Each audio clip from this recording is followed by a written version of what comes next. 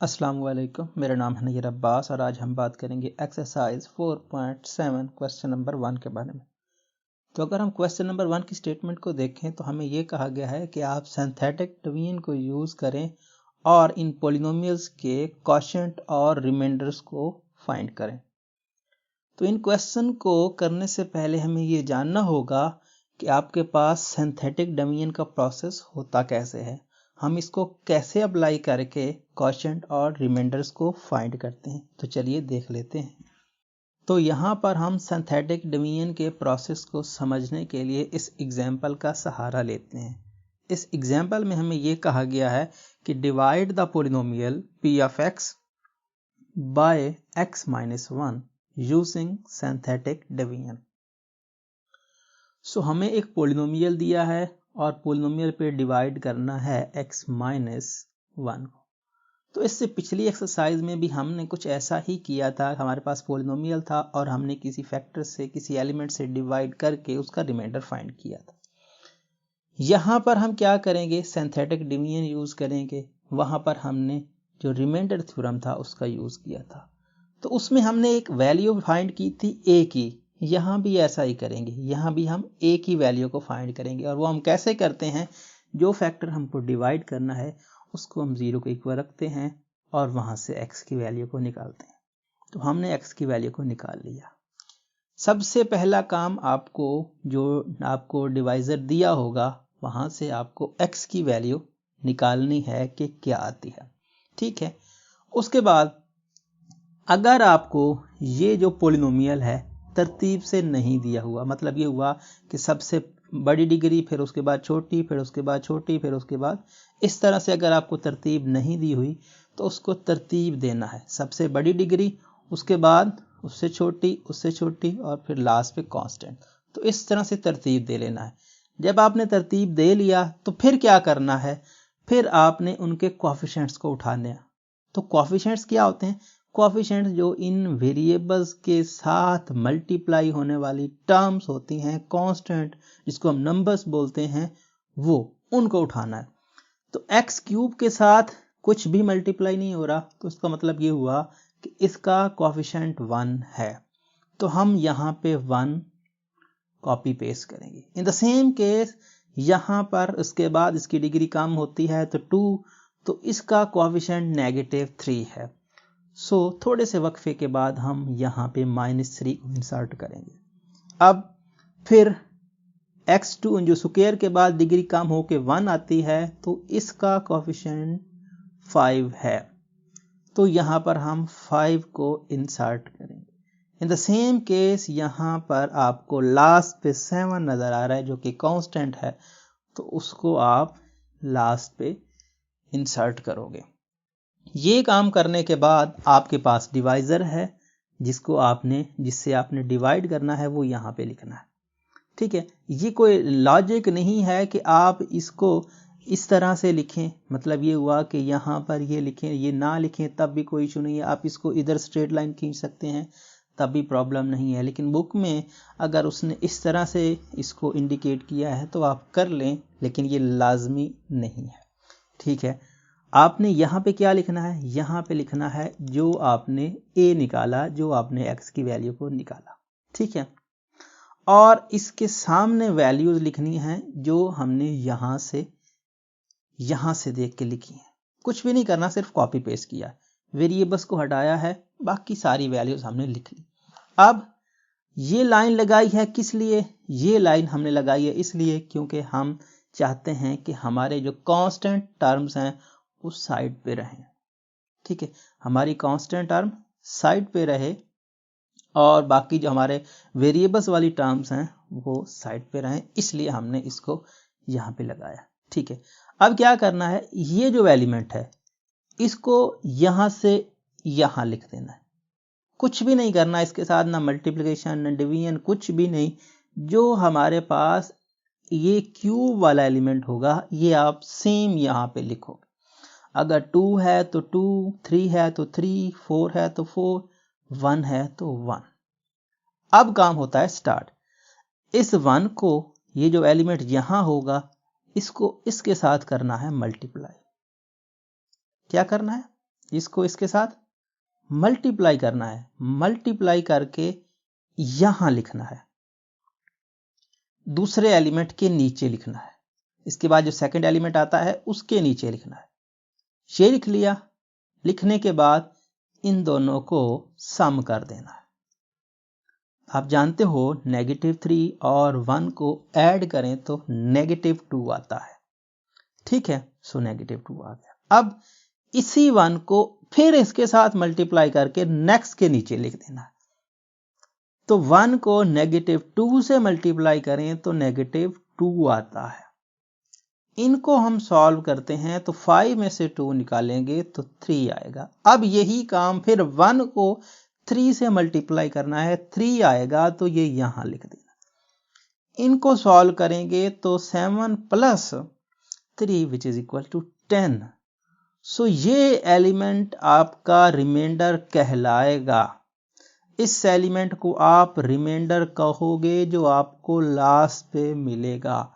और ये जो एलिमेंट्स हैं इनको अगर आप वापस इस फॉर्म में लिख दो तो ये आपका क्वोशिएंट बन जाएगा।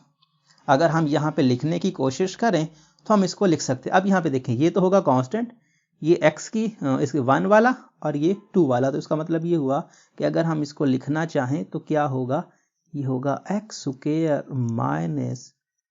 2x + 3, ठीक है। सो इस तरह से ये आपके पास क्वोशिएंट, ठीक है, ये आपका क्या है, ये आपका क्वोशिएंट, ये आपका रिमाइंडर। तो इस तरह से हम अपने क्वेश्चंस को सॉल्व करेंगे। तो अब हम चलते हैं अपने ओरिजिनल क्वेश्चंस की तरफ। ये हमारे पास है क्वेश्चन नंबर 1 की कुछ इस तरह से स्टेटमेंट। तो यहां पर हमारे पास p of x which is equal to this and हमको डिवाइड करना है x - 1 से। तो सबसे पहला स्टेप हमको क्या करना होता है, x - 1 को 0 के इक्वल पुट करना। तो उस केस में x which is equal to 1 आया।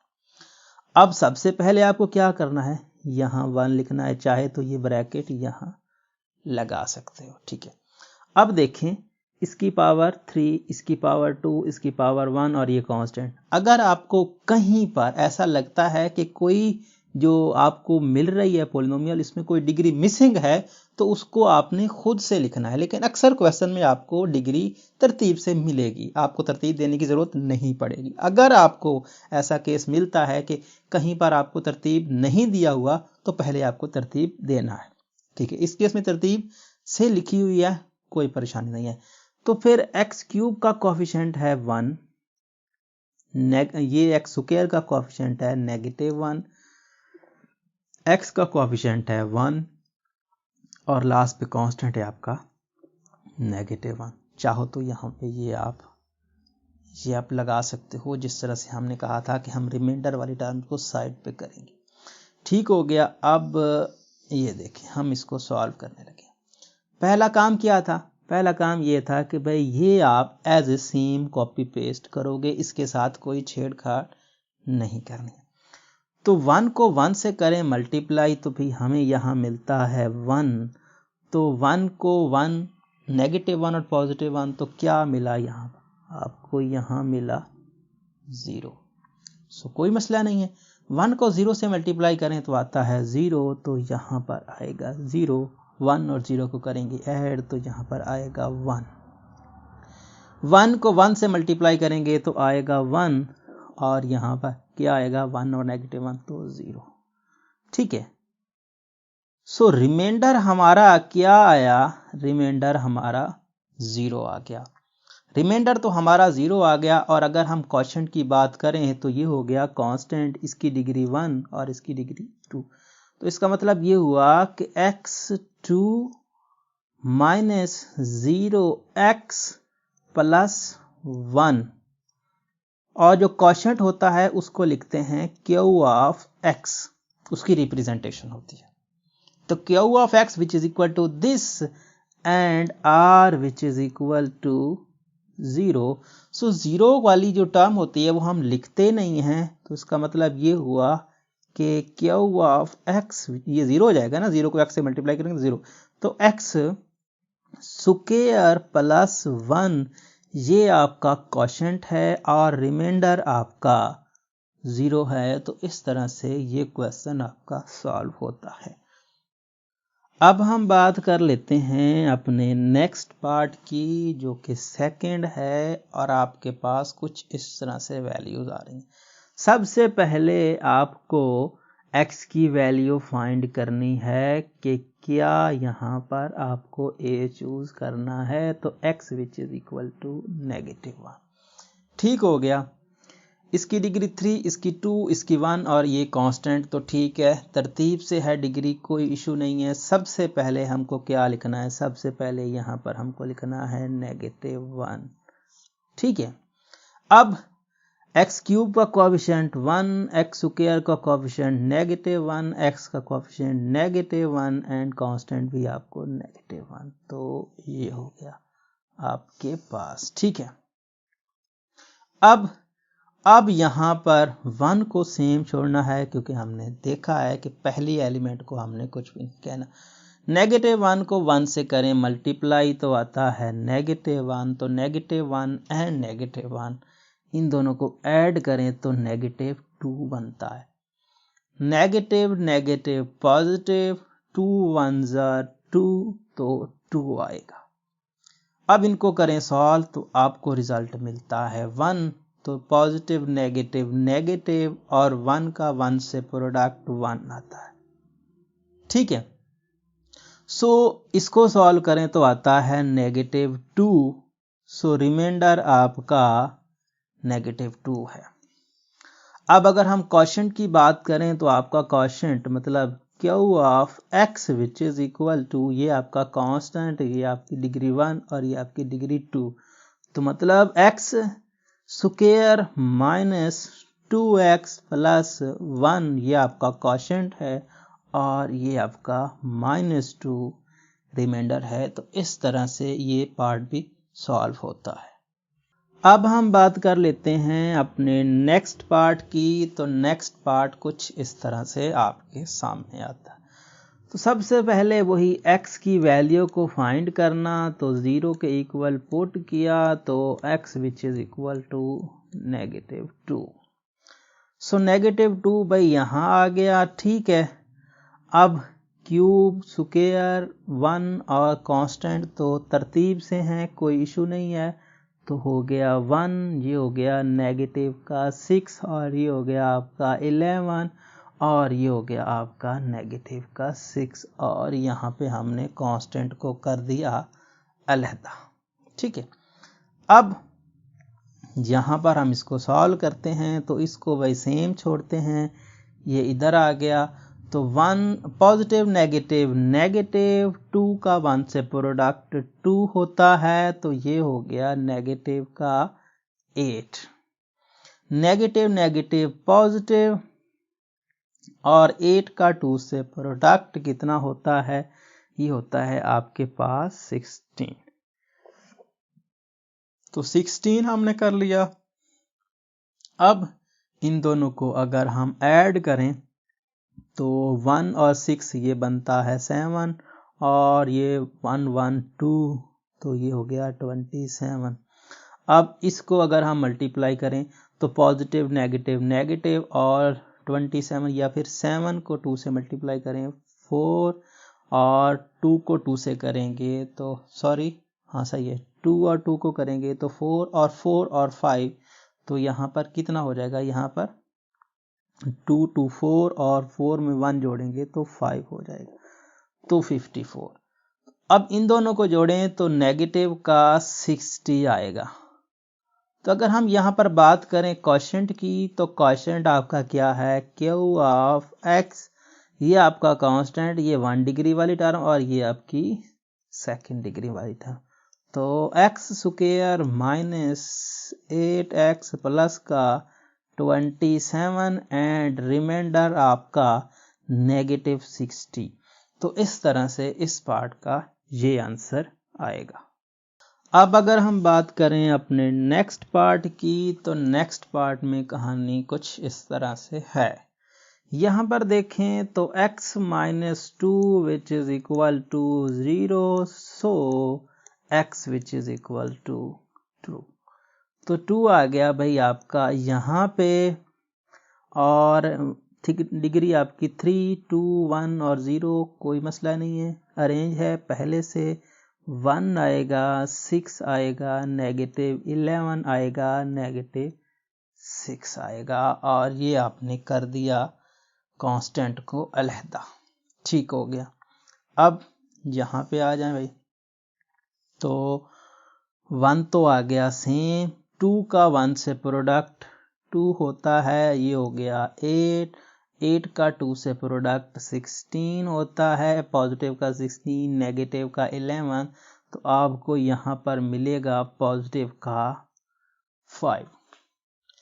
ठीक है, और ये आपको मिला यहाँ पे 5, तो 5 2 होता है 10, तो ये हो गया आपका 10, तो यहाँ पर आपको 4 मिलेगा। तो इस तरह से अगर हम बात करें अपने क्वोशंट की, तो Q of x which is equal to, ये आपकी कांस्टेंट, ये आपकी 1 डिग्री और ये आपकी 2 डिग्री, तो x square plus 8x plus 5 and r which is equal to 4, तो इस केस में आपका ये आंसर आएगा। अब हम बात कर लेते हैं अपने नेक्स्ट पार्ट की, तो नेक्स्ट पार्ट कुछ इस तरह से है। x plus 2 which is equal to 0, so x which is equal to -2। -2 आ गया यहाँ पे, ठीक है, ये 4 डिग्री, ये 3, 2, 1 और कांस्टेंट, तो ठीक है, तरतीब पहले से मौजूद है, तो 1, -1, +1, -1 एंड -1, और ये हमने कांस्टेंट कर दिया अलहदा। ठीक हो गया। अब यहाँ पे हम जानते हैं कि पहली टर्म आएगी सेम, और पॉजिटिव नेगेटिव नेगेटिव, और ये हो गया 2, तो इन दोनों को सॉल्व करेंगे तो आएगा -3, नेगेटिव नेगेटिव पॉजिटिव, 3 2 का 6, और ये हो गया आपका 7, और पॉजिटिव नेगेटिव नेगेटिव, और 7 का 2 से प्रोडक्ट हो गया 14, तो दोनों हैं नेगेटिव, तो ऐड हो जाएंगे, बन जाएगा 15, नेगेटिव नेगेटिव पॉजिटिव, और 15 का 2 से प्रोडक्ट होता है 30, तो यहाँ पर आपको पॉजिटिव का 29 देखने को मिलेगा। ठीक है, सो इस तरह से अब हमारे पास क्वोशंट क्या आया, Q ऑफ x आप लिख सकते हो, Q of x which is equal to, ये हो गई 0 डिग्री, ये हो गई फर्स्ट, ये हो गई सेकंड, और ये हो गई 3rd डिग्री, तो इसका मतलब ये हुआ कि ये हो गया क्यूब, ये हो गया -3x स्क्वायर, ये हो गया आपका 7x, और ये हो गया आपका कांस्टेंट टर्म। और r क्या है, r आपके सामने है भाई, r which is equal to 29, तो इस केस में ये आंसर आएगा। अब हम बात कर लेते हैं अपने नेक्स्ट पार्ट की, तो नेक्स्ट पार्ट में कहानी कुछ इस तरह से है। तो x minus 1 which is equal to 0, so x which is equal to 1, तो 1 आ गया यहाँ पे, ठीक है, ये डिग्री 4, 3, 2, 1, 0, ठीक हो गया, तो यहाँ पर आपके पास 1, 1, -1, 1, -1, ये हो गया जो हमारा कांस्टेंट टर्म है अलहदा, और यहाँ पर ये हम जानते हैं कि पहली टर्म आएगी सेम, तो 1 का 1 से प्रोडक्ट 1, तो ये हो गया 2, 1 का 2 से प्रोडक्ट 2, तो ये हो गया 1, तो 1 का 1 से प्रोडक्ट 1, तो ये हो गया 1, तो 1 और 1 2, ठीक है, और 1 का 2 से प्रोडक्ट 2, तो यहाँ पर हो गया 1। तो अब हम इसका क्वोशंट और रिमाइंडर लिखते हैं, तो Q of x which is equal to ये हो गया कांस्टेंट, इसकी डिग्री 1, इसकी डिग्री 2, इसकी डिग्री 3, तो x 3 plus 2x square plus x plus 2 and r which is equal to 1। तो इस केस में ये आंसर आएगा। अब हम बात कर लेते हैं अपने नेक्स्ट पार्ट की। तो नेक्स्ट पार्ट में कहानी कुछ इस तरह से है। तो x plus 3 which is equal to 0, so x which is equal to -3। तो -3 आ गया यहाँ पे इसको कर दिया साइड पे। तो अब 5 3 2 और यहाँ पे क्या है, यहाँ पे 0। अब जरा गौर करें, जो बात मैंने आपको कही थी उसका अब यूज करने का वक्त आ गया है। जो आपके पास 5 डिग्री है उसका कोफिशिएंट है 1। उसके बाद आना था x की पावर 4 जो कि नहीं है, तो अगर वो मिसिंग है तो उसकी जगह पे आपको 0 लिखना है।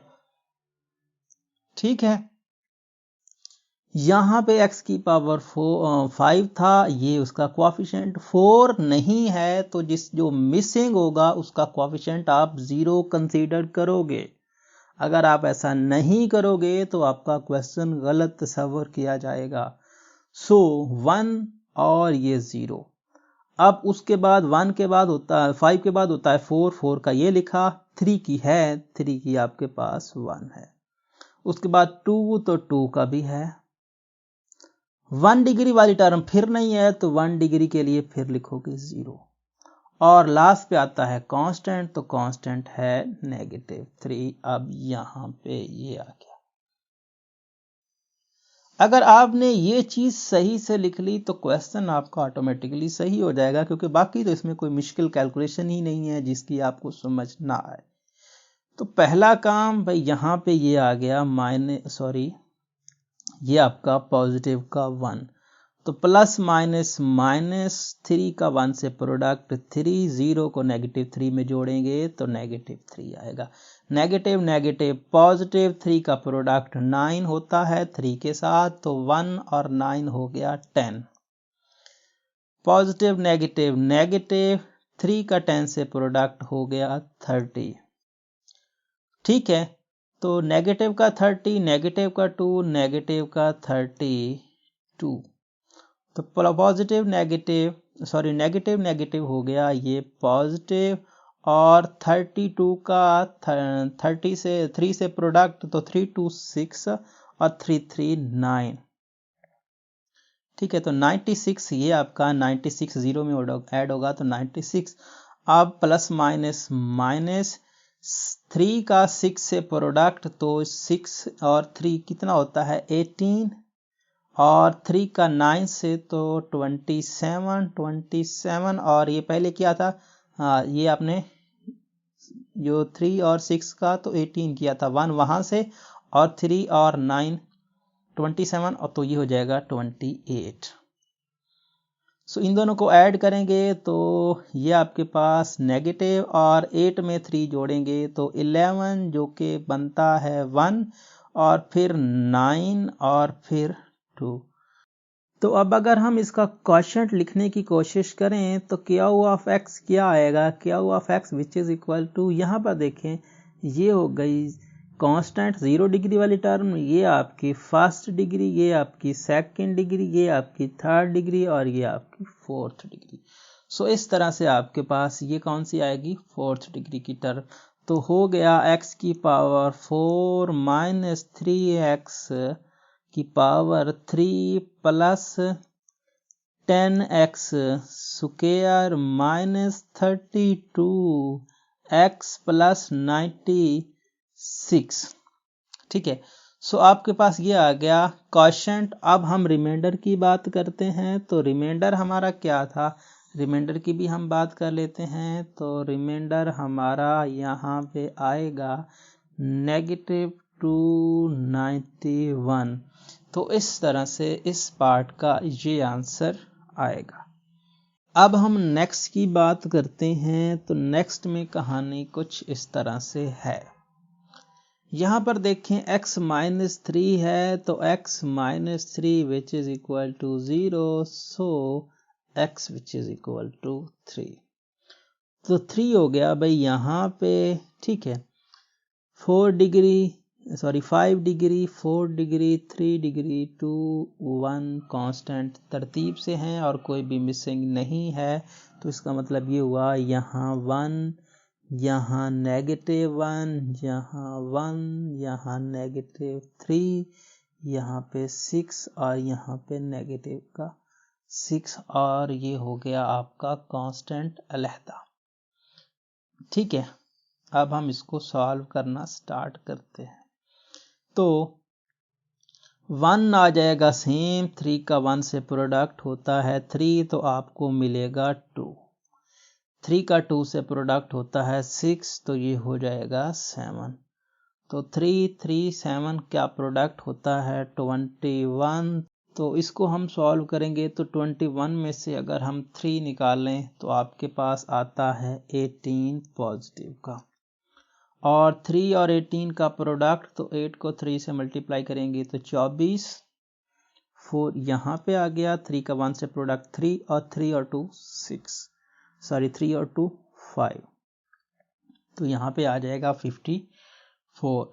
तो ये बन जाएगा 60, और 60 को 3 से करेंगे मल्टीप्लाई तो कितना बन जाएगा, ये आपके पास 0 और 18। इसको हम सॉल्व करेंगे तो ये बनेगा 174। सो अगर हम इसका क्वोशंट लिखने की कोशिश करें तो क्वोशंट क्या आएगा, Q of x which is equal to 0 degree 1 degree 2 degree 3 और 4। तो x की power 4 plus 2x cube plus 7x square plus 18x plus 60 and remainder which is equal to 174। तो इस केस में ये आपका आंसर आएगा। अब हम बात कर लेते हैं अपने नेक्स्ट पार्ट की। तो नेक्स्ट पार्ट में कुछ इस तरह से आपको देखने को मिल रहा है। यहाँ पर x minus 2 which is equal to 0, so x which is equal to 2 आएगा। 2 हमने लिख लिया यहाँ पे, तो ये हो गया 2, इसकी डिग्री 4 3 2 1 0, सो ठीक है। यहाँ पर ये हो गया 2, ये हो गया -2, ये हो गया आपका 100, ये हो गया -168, और ये हो गया आपका लास्ट पे 95, और यहाँ पर ये कांस्टेंट टर्म हमने कर दी अलहदा। अब हम इसको सॉल्व करना स्टार्ट करते हैं। ठीक हो गया। 2 तो हमने लिखना है सेम, लिख दिया। 2 का 2 से प्रोडक्ट कितना होता है, 2 का 2 से प्रोडक्ट होता है 4, तो ये हो गया 4 -2 विच इज इक्वल टू, फिर से आपके पास आ जाएगा 2 2 का 4, तो ये हो गया 4 104 एज ए रिजल्ट इसका मिलेगा। तो 104 का से प्रोडक्ट, तो ये बनेगा 208। अब बड़ा कौन सा है, बड़ा है 208, तो 208 में से हम उसको निकालते हैं तो हमें एज ए रिजल्ट मिलेगा पॉजिटिव। 8 में से 8 निकालेंगे तो 0, 0 में से 6 तो निकाल नहीं सकते, तो 10 में से 6 निकालेंगे तो 4, और 1 में से 1 तो वैसे 0, तो 40 आया इसका आंसर। 40 को 2 से अगर हम करें मल्टीप्लाई तो बनता है 80। इन दोनों को हम ज्वाइन करते हैं तो ये आपके पास आ जाएगा 5 8 और 9 का एडिशन, ये आपके पास होता है 70, तो 175। तो अब इसको हम क्वोशंट और रिमाइंडर में लिखने की कोशिश करें तो Q of x which is equal to 0 degree 1 and 2 and 3, so 2x cube 2x square और 104x और plus 40 and r which is equal to 175। तो इसका आंसर ये आएगा। अब हम बात करते हैं अपने नेक्स्ट पार्ट की, जो कि हमारे क्वेश्चन नंबर 1 का लास्ट पार्ट है।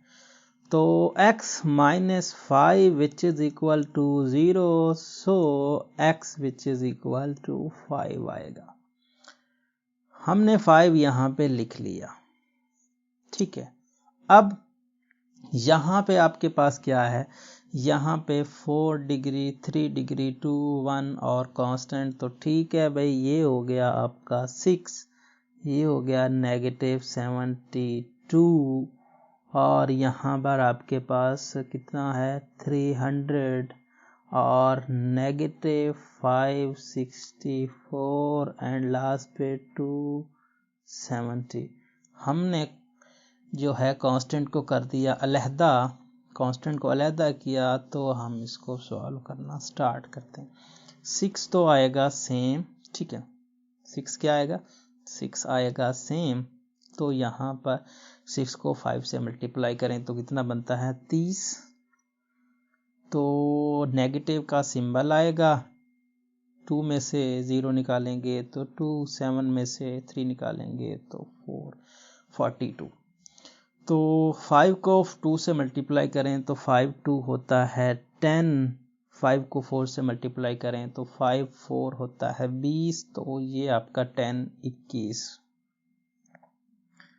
नेगेटिव का 210 आएगा, ठीक है।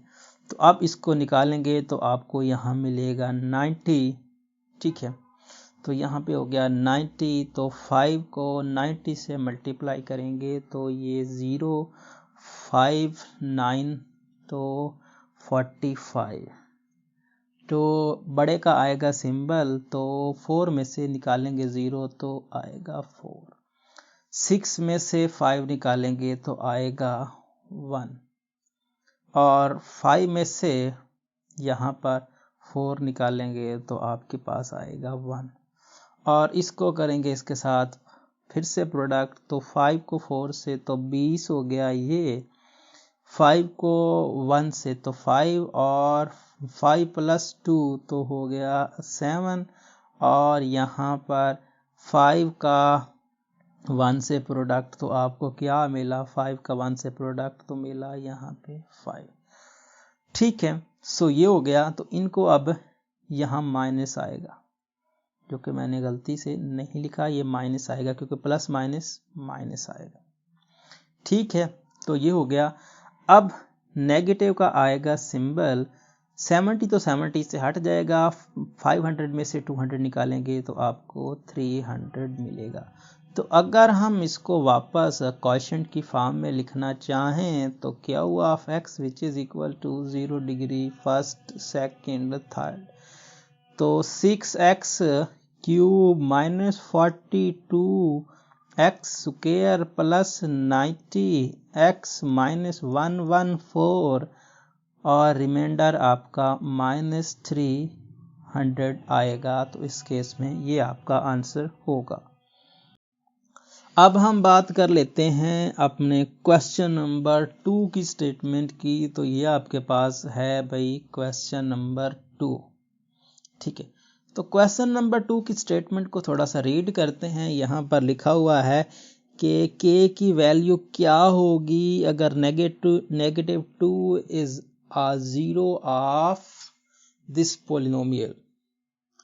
तो नेगेटिव 2 जो है वो इस पोलिनोमियल का जीरो हो तो आपके पास क्या k की वैल्यू होगी। तो यहाँ पर जीरो ऑफ पोलिनोमियल का मतलब होता है कि उस पोलिनोमियल में आप उस एलिमेंट को इंसर्ट करो तो आपको जो आंसर मिले वो जीरो मिले। तो यहाँ पर आपको ये नहीं कहा गया कि आप क्या करें, आप यहाँ पर कौन सा मेथड अप्लाई करें। तो यहाँ पर आप चाहें तो पिछली एक्सरसाइज वाला मेथड भी अप्लाई कर सकते हैं, मतलब p ऑफ -2 डायरेक्ट यहाँ पुट कर दें और p ऑफ -2 को 0 के इक्वल पुट कर दें, तब से भी आप आंसर निकाल सकते हो। और ये जो अभी हम सिंथेटिक डिवीजन कर रहे हैं इसके हिसाब से भी कर सकते हैं, कोई इशू नहीं है। लेकिन आप यहाँ पर बेस्ट है कि सिंथेटिक डिवीजन अप्लाई करें, क्योंकि हम ये एक्सरसाइज में सिंथेटिक डिवीजन को लेके चल रहे हैं। लेकिन यहाँ पर हमें ये नहीं कहा गया कि आप सिर्फ सिंथेटिक डिवीजन से ही करें, तो आप पिछले से भी कर सकते हैं, कोई इशू नहीं है। लेकिन हम सिंथेटिक डिवीजन की बात कर रहे हैं तो हम यहाँ पे लिखेंगे -2 और ये 3 2 1, तो कोई इशू नहीं है। 1 हो गया, 1 हो गया, -14 हो गया और ये आपका कांस्टेंट k हो गया। कांस्टेंट को कर दिया हमने साइड पे और भाई ये इधर आ गए। हम जानते हैं कि जब भी बात आती है सिंथेटिक डिवीजन की तो ये यहाँ पे आता है। -2 और +1 का प्रोडक्ट -2, तो पॉजिटिव यहाँ पर क्या आ जाएगा, -1। तो नेगेटिव नेगेटिव पॉजिटिव, तो ये हो गया पॉजिटिव। 2 का 1 से प्रोडक्ट 2, तो ये हो गया नेगेटिव का 12। तो नेगेटिव नेगेटिव पॉजिटिव, तो यहाँ पर आपको क्या मिला, यहाँ पर आपको पॉजिटिव। 2 का 12 से प्रोडक्ट होता है ये 2 to 4 और ये आपका कितना हो जाएगा, ये हो जाएगा 24। तो इसको अगर आप सॉल्व करोगे तो k + 24 मिलेगा। यहाँ पर आपको जो रिमाइंडर मिला है, रिमाइंडर आपका ये है, इससे हमें कोई गर्ज नहीं है। हमें क्या कहा गया है, हमें ये कहा गया है कि -2 is a 0 of this polynomial. Since -2 is a 0 of given polynomial, ठीक है ना, गिवन पॉलिनोमियल यहाँ पर इस पॉलिनोमियल का 0 है, so remainder will be 0, so r which is equal to 0 and r क्या है, r आपका k + 24 है। so k + 24 which is equal to 0, so k which is equal to -24। तो ये k है, कुछ और मत समझ लेना, तो ये k है। कुछ भी नहीं किया, हमें ये कहा गया था कि -2 जो है इस पॉलिनोमियल का 0 है, मतलब ये हुआ कि इसको हम पुट करें इस पॉलिनोमियल में, हमें 0 आंसर मिलता है, जो आउटपुट मिलती है वो 0 है। तो अगर ये 0 है तो जो रिमाइंडर आया है वो 0 के इक्वल होगा। तो अगर वो 0 के इक्वल होगा तो वहां से हमने k की वैल्यू निकाल ली। तो इस तरह से ये क्वेश्चन सॉल्व हो जाएगा। अब हम बात कर लेते हैं नेक्स्ट क्वेश्चन की। क्वेश्चन नंबर जो 3 बनता है, क्वेश्चन नंबर की 3 की जो स्टेटमेंट है वो है आपके सामने। इसमें कहा गया है कि for what value of m(x-2) be the factor of this polynomial. तो कहानी फिर भी घूम फिर कर वहीं आती है कि फैक्टर का मतलब भी क्या होता है। फैक्टर का मतलब भी ये होता है कि ये इसको पूरा पूरा डिवाइड करता है, क्योंकि हमने इससे पिछली एक्सरसाइज में बात की थी फैक्टर की। तो फैक्टर क्या होता है, फैक्टर वो एलिमेंट होता है वो उसकी जो उसको डिवाइड करता है पूरा पूरा, मतलब उसको x की जगह पे रख दें तो एज ए रिजल्ट आपको 0 देता है।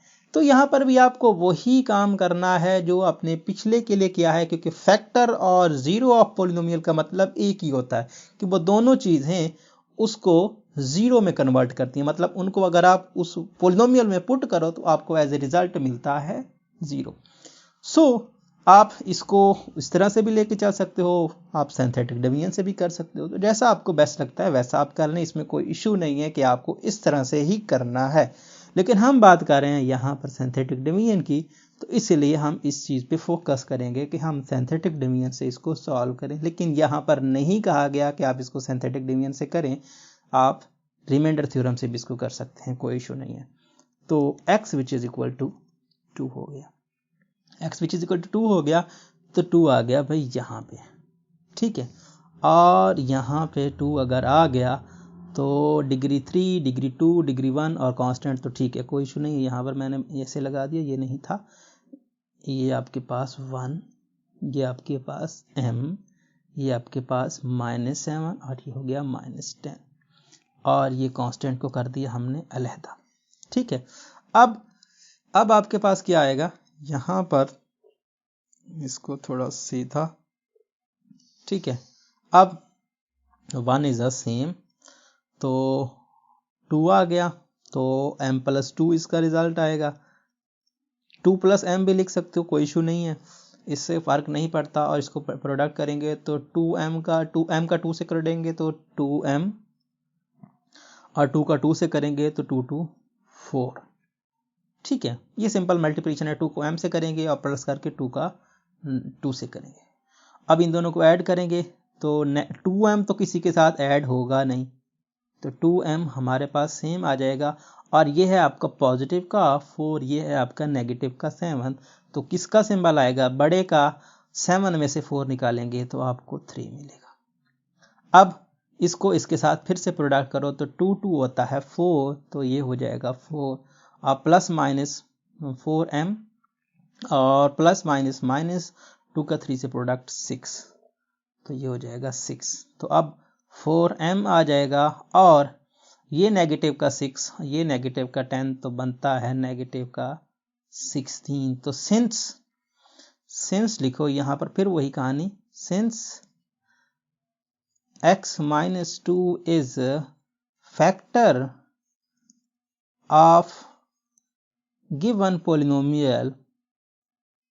ठीक है, यहाँ पर वही कहानी कि इस पोलिनोमियल का ये फैक्टर है, तो इसलिए आपका रिमाइंडर 0 होगा। सो इसलिए आपका रिमाइंडर 0 होगा। तो 4m-16 which is equal to 0। So यहाँ से आप m की वैल्यू को निकाल सकते हो। तो 4m which is equal to 16। So m which is equal to 16/4 which is equal to 4। तो इस केस में आपका m 4 होगा।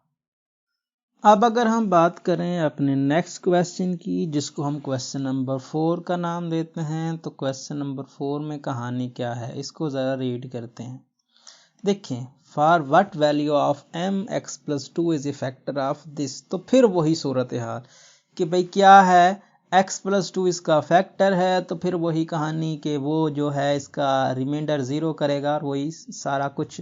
तो x+2 which is equal to 0, so x which is equal to -2। ठीक हो गया। तो x which is equal to -2 और -2 बाय सिंथेटिक डिवीजन, ये 3 डिग्री 2 डिग्री 1 डिग्री और कांस्टेंट, तो ठीक है, कोई इशू नहीं है। 4 -7 6 और -3m, और ये हमने कांस्टेंट को कर दिया अलहदा। ठीक हो गया। अब सिंथेटिक डिवीजन की बात है तो 4 तो सेम आएगा, 4 का 2 से प्रोडक्ट, वो भी नेगेटिव में, तो 8 आएगा। तो negative positive negative negative 4 to 8, तो ये हो जाएगा नेगेटिव का 15। ठीक है, नेगेटिव का 15, नेगेटिव नेगेटिव पॉजिटिव और 30, तो ये 30 हो जाएगा, तो ये बन जाएगा 36। पॉजिटिव नेगेटिव नेगेटिव और 36 का 2 से प्रोडक्ट होता है 72। तो अब हम इसको सॉल्व करेंगे तो -3m -72। सो सिंस वही कहानी कि since x+2 is a factor of given polynomial, ठीक है, तो of given polynomial, so remainder will be 0, so remainder will be 0, so remainder आपने क्या मान के चल रहे हो, remainder आपका -3m -72 -3m -72 which is equal to 0. So -3m which is equal to 72. So यहाँ पर m which is equal to -72/3. So 3 को डिवाइड करो तो 3 to 6, तो नेगेटिव का 3 to 6 और 3 4 12, तो इसका आ जाएगा -24। तो इस केस में आपका जो m आएगा वो क्या आया, वो आया -24। तो इस केस में आपका ये आंसर होगा। अब हम बात कर लेते हैं अपने नेक्स्ट पार्ट की, जो कि हमारा लास्ट पार्ट बनता है इस एक्सरसाइज का। तो यहाँ पर क्या है, for what value of k -1 is the zero of this polynomial, वही कहानी। तो -1 बाई सिंथेटिक डिवीजन क्या आएगा यहाँ पर, -1 ये हो गया। पोलिनोमियल की बात करें तो 3 डिग्री 2 1 और कांस्टेंट, तो ठीक है भाई, ये हो गया आपका 2, ये हो गया आपका -4m, और ये हो गया आपका 1, और ये हो गया आपका -1। ठीक है, सो अब यहाँ हम करते हैं इसको थोड़ा सा अलहदा इनसे, क्योंकि कांस्टेंट को हमने देखना है। अब यहाँ पे ये हो गया 2, ये हो गया नेगेटिव का 2। ठीक है, तो पॉजिटिव नेगेटिव नेगेटिव हो, तो ये हो जाएगा -4m -2, तो नेगेटिव पॉजिटिव नेगेटिव, और 4m ही रहा। जस्ट साइन चेंज करेगा और तो कुछ भी नहीं करेगा, क्योंकि नेगेटिव क्या करता है, मैक्सिमम साइन चेंज करता है, और तो कुछ नहीं करता। ये भी पॉजिटिव का, ये भी पॉजिटिव का, दोनों पॉजिटिव की हो जाएंगे। Positive negative positive, negative negative positive, और नेगेटिव नेगेटिव पॉजिटिव। अब इसको ऐड करेंगे तो ये हो जाएगा 4m + 2 + 1, तो हो जाएगा 3। अब फिर इसके साइन चेंज कर देगा, तो -4m - 3। तो इसको हम अगर सॉल्व करते हैं तो हमें क्या मिलता है, -4m -4। सो सिंस वही कहानी कि ये -1 गिवन था ना, -1, so since -1 is the zero polynomial of this, so since -1 is zero of given polynomial, ठीक है, तो यहाँ पर पोलिनोमियल ऐसा आप लिख सकते हो कि ये क्या है, 0 है। सो इसका मतलब ये हुआ कि r which is equal to 0। So r आपने क्या निकाला, आप -4m -4 निकाल कर चलते हो, तो -4m -4 which is equal to 0।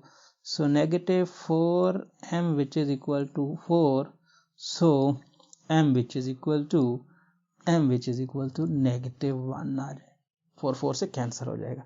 तो इस केस में आपका ये आंसर आएगा। उम्मीद करता हूँ ये वीडियो आपको पसंद आएगा। अगर आपको ये वीडियो पसंद आता है तो इस वीडियो को अपने दोस्तों के साथ, अपने क्लास फेलो के साथ ज़रूर शेयर करें। Thanks for watching. अल्लाह हाफिज़।